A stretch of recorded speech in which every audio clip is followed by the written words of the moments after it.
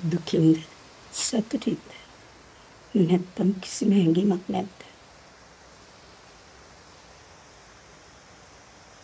දෙක තමයි. එයා හරි ලස්සනට ගායනා කළා.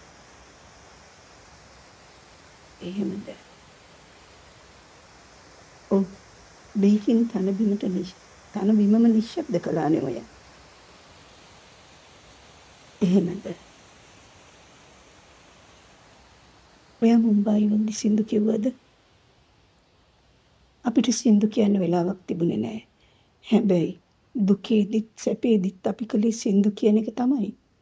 සැපේදි කිව්වට මහරිෂි. අපිට එහෙම සැපක් කවදා හරි තිබිලා නෑ. ඉගෙන ඉවර වෙච්ච දාට සැපත බලාපොරොත්තුව දල්වෙයි ආද්‍යා. ඕනිකම් වචන විතරයි මහරිෂි. අම්මලයි මායි ණය තොණ්ඩුව හිර කරගත්තා විතරයි. මං කමක් නෑ. පව් අම්මලා. ඔයා හිතන්නේ අපිට හොඳ අනාගතයක් නැති වෙයි කියලාද? නිකන් අයවැය පියව ගන්නවත් ජීවිතයක් දන්නේ නෑ. ඔයා ඉදිරි ජීවිතය ගැන කිසිම දෙයක් හිතන්නේ නැද්ද? ආද්‍යා, අපි මේ අනාගතය හදාගනිමු ආද්‍යා. මේ බලන්න ගංගා ඇලදොල මහ මුහුදු ළඟ අපේ ජීවිතයේ සුන්දරත්වය අපි විඳිමු. බලන්න යාරා ගඟ එතනට ගිහිල්ලා අපි අද කතා කරන්නේ මොනවද? අපි කතා කරන්නේ අනාගතය ගැන නෙවෙයිද? අපි මේ දැන් ගැන කතා කරනවා. අද විඳින දුක ගැන කතා කරනවා. ඒත් අපි කවදම හරි දවසක මේ යාරා ගඟේ බෝට්ටුවේ නැගලා යමු. අපි මෙතන සුන්දරත්වයේ විඳිමු. අපි දිගටම ඇවිදිමු.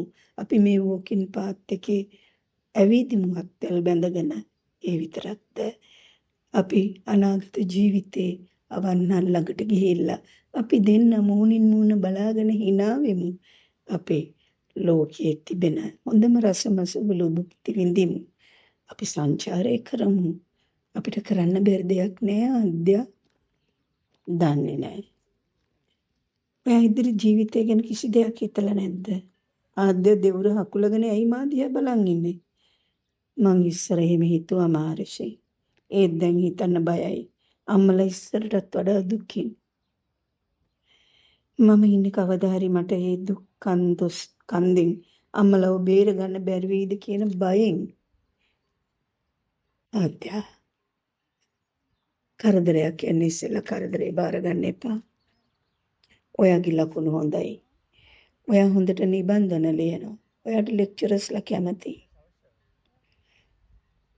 අනේ ලෙක්චරර්ස්ලා කැමැත්තට ලකුණු දෙනවද? එහෙම වෙන්නත් පුළුවන්. ආද්‍යා මාව කෙනෙක්තුවා. එයා දුකටත් සතුටටත් මාව කොනිත්තනවා. ඔයා හැමෝම එක්ක හොඳින් ඉන්නත් දන්නවනේ.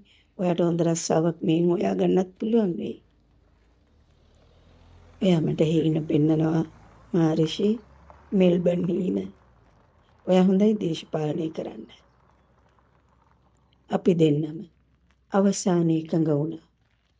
මොනවා නැතත් අපි දෙන්නට ක්ලීනින් වැඩේ හරි දිවාරය පුළුවන් වෙයි කරන්න කියලා. මෙයින් යන්නෙම නෑ.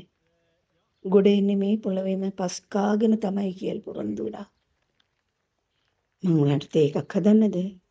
ආද්‍ය නැගිට්ටා. ඕන නෑ. අපි මෙහෙම කතා කරමු. එළි වෙනතුරු කතා කරමු. ඒ තාද්‍ය තේ හැදුවා. ආද්‍යගේ තේ එක තරම් රස තේ එකක්. මට මෙල්බන් වරන්දි ලැබිලා නෑ. ඇගේ තේ කෝප්පේ යාන්තමට තොල ගන්න හිටි. ඇය මා දිහා ඇහි පිල්ලන් නොගසා බලා සිටින්දා. ඇයි කියලා දහන්නේ? ඔය අනාගතය ගැන හිතන්නේ කොහොමද? ඉවර වෙලා ලංකාවට යනවද?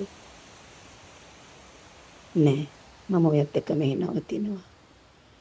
ඒ තමයි අපි මෙව් හීන ආද්‍ය සමග මහරිෂි සුමිත්‍රා රාහුබද්දගේ අලුත්ම නවකතාවත් එක්ක අපි දෙන්න එනවා.